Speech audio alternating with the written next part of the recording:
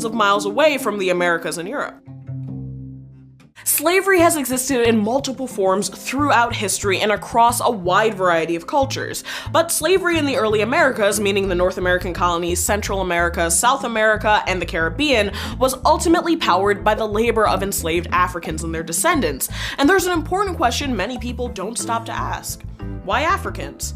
There was nothing inherent to the social or psychological makeup of West Africans and their descendants in the 17th through 19th centuries that made them more prone to enslavement. So, to get to the heart of our question, we should first ask ourselves, why did Europeans set out to colonize the Americas to begin with? Okay, so before I dive into the answers to these questions, I think it's important to note that there is no such thing as benevolent slavery, since any system that's predicated on the exploitation and extraction of labor through violence and force cannot be considered fair. However, the purpose of this rough timeline is to sketch a comparison without creating hierarchical values of assessing harm inflicted on enslaved people. To set the scene of the early American colonies, European powers such as Spain, followed by Portugal, the Dutch, British, and French, ventured out in search of conquest and capital. Their early explorations of the Americas, starting in 1492 and continuing up until the 18th century, weren't driven by wanderlust and a desire for adventure, no matter what Disneyfied versions of colonization we learned in the movie Pocahontas. Instead, they were looking for one primary thing: wealth. And this could mean gold and silver, or it could mean land, farmland, and commercial crops. The driving incentive for exploration was to increase European power and to fatten the royal coffers. But initially, slavery was not the source of this wealth. The early Spanish colonists to Central and South America in the 16th century wrested control of silver and gold mines that had been controlled by Incan and Aztec empires. By forcing native groups to extract silver and gold from the mines they had already established, colonists were able to meet their desires for high profits with low labor costs, aka no labor costs, because they weren't exactly intent on paying anyone. And the colonists were brutal. By working native people to death, cutting off limbs if they didn't extract enough materials quickly, or threatening them with murder, the Spanish were able to increase their mining efforts in these regions and to meet their specific demand for increased wealth throughout the 16th century. And despite European expectations, in other regions like North America or the Caribbean, there weren't huge repositories of gold and silver to send back to Europe. But even though there was little precious metal to be found, the monarchies and the early colonists who arrived in these areas were equally intent on yielding high profits. So they turned to crops that yielded high profits like sugar, tobacco, rice, and later cotton. In order to assure the highest profits, they began to look to slavery, since European laborers and indentured servants required payment or other forms of protection. So next we have to ask, when did colonists in the Americas turn to the African continent as a site for extracting slaves? The first enslaved Africans arrived in the North American colonies under control by the British, the areas that would later become part of the US, in 1619, when 20 were forcibly transported to Jamestown, Virginia by the Dutch. But the first enslaved Africans had arrived in the Caribbean and Latin America prior to that, starting as early as the first decade of the 16th century. Because remember folks, the colonies established in the Americas, plural, cover South, North, and Central America plus the Caribbean, and not just the present-day US. But the transportation of African people into slavery began before the colonization of the Americas. According to an article by Professor Dr. Hakim Adid, the Portuguese began enslaving Africans in the 15th century when they arrived on the African continent for the purposes of trade. Around that time, they were enslaved Africans among other enslaved and free populations in Portugal. So even though it wasn't the only or necessarily most widespread form of slavery at the time, this 15th century precedent would set the stage for later decisions surrounding slavery that were to come in during colonization in the Americas. But at that point in time, captivity wasn't extended exclusively to black people or people from the African continent, and was often the result of raids, warfare, or slave trading that included Islamic traders, West African groups, and Europeans, among others. Okay, so we've established the precedents leading up to the explosion of the West African slave trade. So our final question is, why did European colonists start to look exclusively at West Africans as a source of slave labor?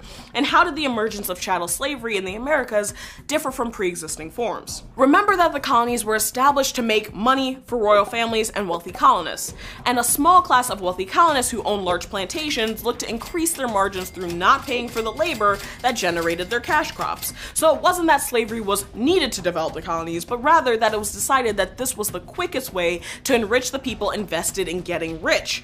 Black slaves continued to arrive in the Caribbean, North America, and South America through the 16th, 17th, and 18th century, and it wasn't until the 19th century that slavery began to be eradicated. However, by this point there was a large slave population in the Americas, and the condition of slavery was considered legally hereditary, with children taking the status of their mothers in perpetuity. When Europeans arrived in the Americas, colonists found that the previously established system that relied on enslaving conquered enemies was not functioning for several key reasons. Namely, first, early attempts in the Americas to enslave Native Americans proved difficult because they had familiarity with the terrain of their own nations and land. As a result, the potential for escape or revolt was high. This made using a system of leading raids and then enslaving whoever lost the battle less achievable, since colonists had little to no idea how to survive in these new regions and often fell prey to diseases which Europeans had no immunity to, namely malaria. The subsequent rampant genocide of Native American people and the introduction of new diseases that decimated their population, namely smallpox from Europe, made widespread enslavement less possible. But by transporting people from West Africa to the Americas, European colonists wanted greater ability to control enslaved populations by making escape more challenging and reducing the risk of those who did flee blending into neighboring native nations. Although the fact that there continued to be slave revolts amongst enslaved Africans and their descendants proves that this calculation was often mistaken. Second, West Africa was often the source of forced and kidnapped laborers because of its proximity to seaports, which made contact between these three locations more possible. Also, laborers from West African countries were more familiar with the agricultural methods needed for mass cultivation of these kinds of crops in the New World. So, how does it all add up? Well, even though the slave trade brought an estimated 9 to 12 million people here from Africa as cargo, colonists eventually resorted to reproduction within the colonies as a method for sustaining slavery. This meant that slavery could be passed down as an inherited status from mother to child. And to justify this never-ending enslavement, we started to see the evolution of false race science and racialization used as a justification for why one group of people, specifically people of African descent, were the only ones who could be enslaved. But this shift erased the reality that prior to turning to West Africa as a labor source, slavery existed across racial lines and was dictated more by battles and military capture than by skin tone. The resulting idea we had about race evolved out of a desire by people engaging in the slave trade to find an after-the-fact justification for enslaving people from one specific region over others. This history of racialization is covered in our episode on the origins of race in the USA, so check that out if you want to learn more. So, what do you think? Got anything to add to this historical puzzle? Any other resources or thoughts to share? Drop them down below, since this is obviously a much bigger timeline than I was able to fully cover today, and be sure to dig down into the works cited to keep reading. So that's it for now, and we'll see you next week. Hey guys, thanks for chiming in on last week's episode about shaving. Here's what some of you had to say. Kelsey Iongo on Facebook pointed out that in the medieval period, it was considered fashionable for women to have high foreheads, and some shaved back their hairlines to achieve this desired effect. I certainly won't be trying to reach this old school beauty ideal by trimming off my edges, but it does show us how fashion trends and norms have impacted what's considered normal in the world of beauty standards. So thanks for sharing, Kelsey. Cindy Calloway, also on Facebook, noted that as an esthetician, she notes that you pluck chickens but tweeze hair. I love a good adage, so I may start using this one. Thanks, Cindy. Adaptive Reasoning on YouTube wants an episode on why women's nipples are considered taboo in some cultures, but men's aren't. Good question, and one that I see popping up a lot in online debates, so I'll be adding this one to the list of potential fanfic ideas that we're mulling over. Thanks, Adaptive Reasoning, both for the logical and measured screen name choice and for the suggestion. And Emily Giordano, also on YouTube, wants an episode on the history of keeping animals as pets rather than domesticating them for agricultural purposes. I'm more than happy to make this episode a reality if someone agrees to let me bring a puppy into the studio. I'm not saying if I don't get a puppy that it's a complete deal breaker, but I also really want a dog. So thanks for the suggestion, Emily.